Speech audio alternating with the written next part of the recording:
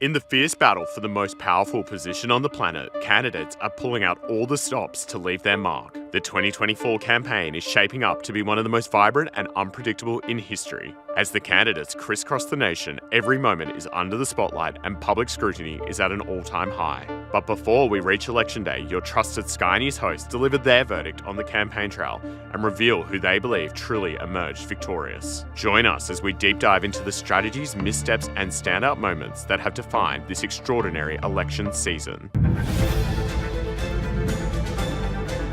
Sky News Digital Originals presents Campaign Trail Winners. The winner of the election campaign is hands down Donald Trump. There is no question about it. Throughout this campaign, he's shown he still has the ability to create these moments, these powerful moments like no other politician in history.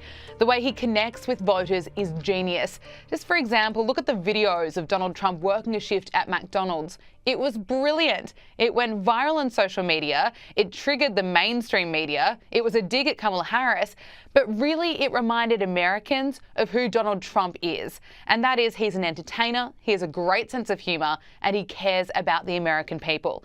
Did Kamala Harris even have a campaign?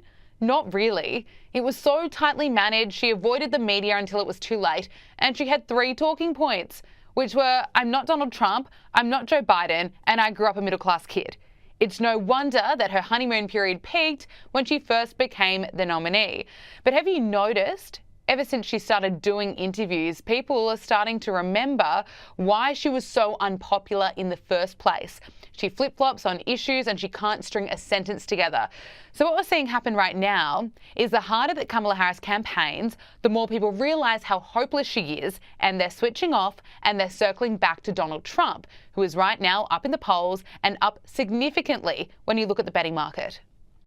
Please welcome our next Commander-in-Chief, my husband, President Donald J.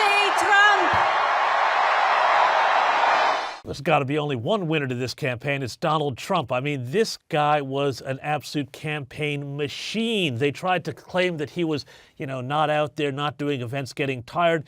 But boy, did he show Kamala Harris and Tim Walz up in those last weeks of the campaign, doing almost twice as many events, plus the big rally in Madison Square Garden. I mean, for somebody his age, and for them to be saying, after saying Joe Biden was fine, that he's not, well, that was pretty incredible. But there's a real runner-up on this here, and I think that's J.D. Vance. Now, J.D. Vance, a much younger man, he started out with a very rocky start to that campaign. You recall, everyone said he should be dropped. Everyone said that he was not the guy to take the Republicans home.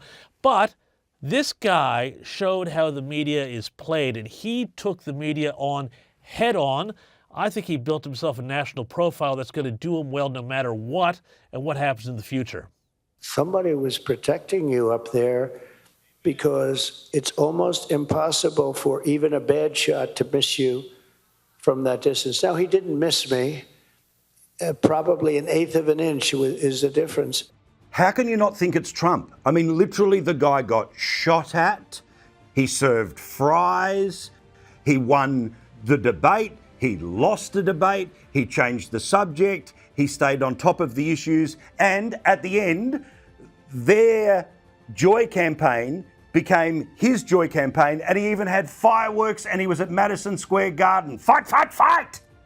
And we will make America great again. There's absolutely no doubt that Donald Trump has won the campaign. He's been the best campaigner. He has been the best campaigner in the US for over a decade. Of course, he out-campaigned Joe Biden in the last election, but he didn't win it, of course. Joe Biden's ground game and getting out all the mail-in votes during the pandemic probably won it for him, but certainly Donald Trump had a better campaign, and he's blitzed the field this time. I mean, the humour he uses to make political points, I think, is a winner for me.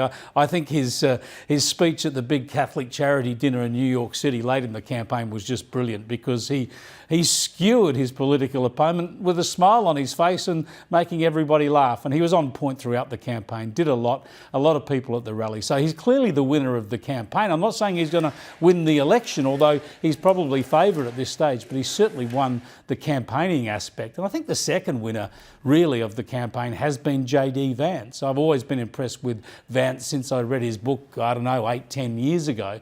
But he's really impressed himself upon the American public. He has high name recognition now. And I would have thought whether Trump wins or loses, he's probably in the box seat to be the next Republican candidate. Remember, Trump can only serve one term if he's elected. He's already had one term, so he's only got one to go. So either way, I think JD Vance is looking very good to be the Republican candidate next time around.